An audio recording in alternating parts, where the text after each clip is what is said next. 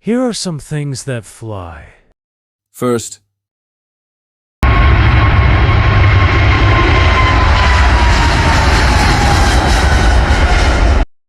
This is the Boeing 777, a family of long-range wide-body twin-engine jet airliners manufactured by Boeing.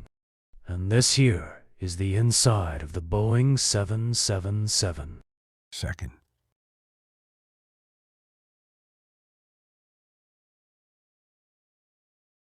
This is the hot air balloon.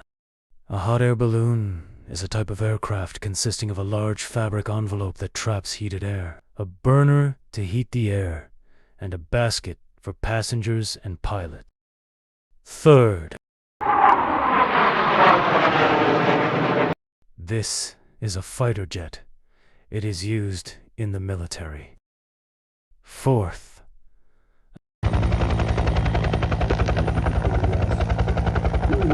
this is a medical helicopter. It's used when someone is seriously injured. Now this is the end. Thank you for watching, and if you like or subscribe, it will mean so much for me. Thank you and bye.